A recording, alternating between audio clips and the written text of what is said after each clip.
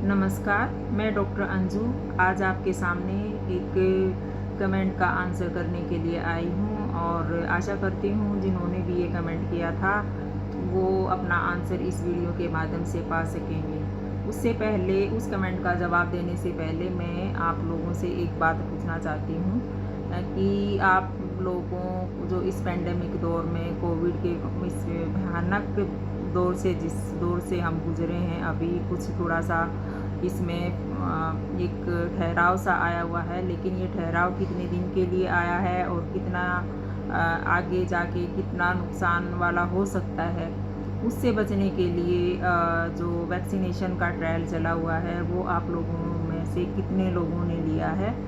और जिन्होंने लिया है वो बधाई के पात्र हैं, और जो इस वैक्सीन को किसी भी कारण से किसी भी मिथ की वजह से या किसी फैसिलिटी ना मिलने की वजह से जिनको ये अवसर नहीं मिला है अपने आप को वैक्सीनेट कराने का, तो वो अपने आप को बिना डर से और बिना झिझक से वैक्सीनेट कराएं। अगर किसी को कोई मेडिकल इशू है तो वो अपने जो फैमिली डॉक्टर हैं उनसे मिलें, उनसे अपनी जो डाउट्स हैं उनसे आप क्लियर करें, और उनसे आप अपने आप को जब डॉक्टर के पास लेकर जाते हैं अपनी जो प्रॉब्लम्स हैं, मेडिकल प्रॉब्लम्स हैं या कोई भी आपके दिमाग में डाउट चला हुआ है, तो वो सब आपकी डॉक्टर जो है आपके इस जो भरम है उसका निवारण करेगी और आप अपने आप को वैक्सीनेट कराएं और अपने परिवार को और आजू बाजू के लोगों को सुरक्षित रखें। क्योंकि आप लोगों ने जो ये अभी दौर देखा है या जिन लोगों ने दौर देखा है, जिन परिवारों ने ये दौर देखा है, उनके लिए कोई मतलब ना भूलने वाली चीज़ें हैं।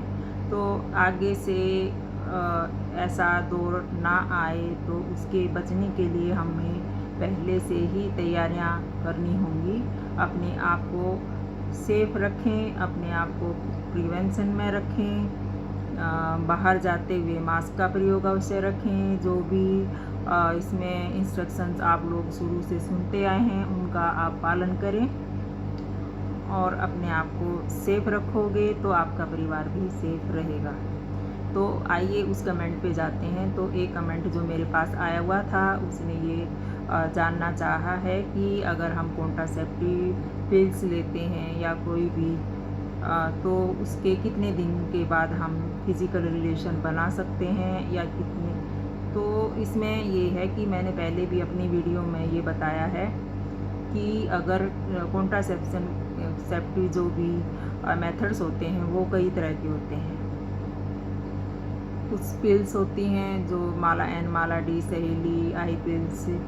तो जो आई पिल्स है वो कोई परमानेंट वो तरीका नहीं है, इसका मेथड नहीं है, वो एक इमरजेंसी पिल है। उसको इमरजेंसी की तरह ही यूज़ करना चाहिए, ना कि आप उसको हर महीने यूज़ करें। और दूसरी जो पिल्स हैं वो 5th डे से स्टार्ट होती हैं और उसके बाद आप इसका जो है रिलेशन बना सकते हैं। लेकिन उसके साथ अगर कई बार क्या होता है, ये कंप्लेन आती है कि भाई हम माला डी या कोई भी टैबलेट्स कॉन्ट्रासेप्टिव पिल्स जो है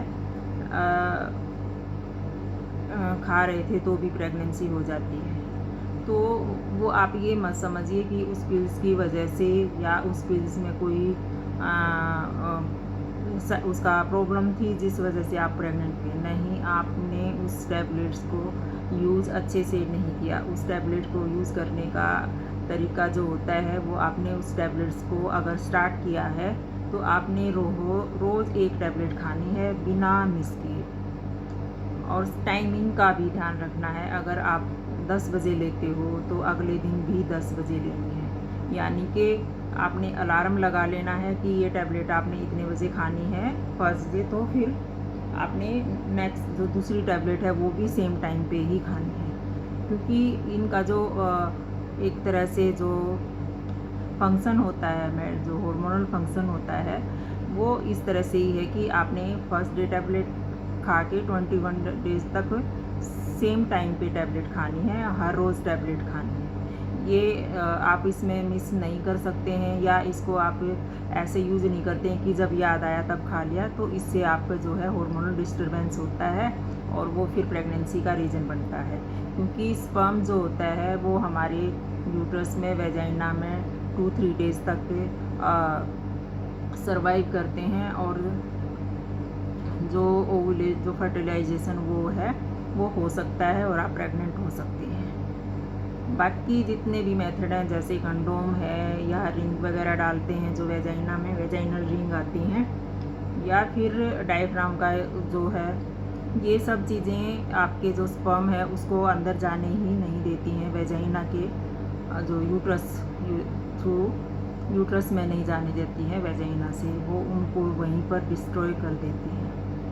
तो ये मेथड है, इसमें फिर आपको जो है इंस्टेंट जो है रिज़ल्ट मिल जाता है, तो इसमें ज़्यादा वो तरीका नहीं होता है कि आप प्रेग्नेंट हो जाएं।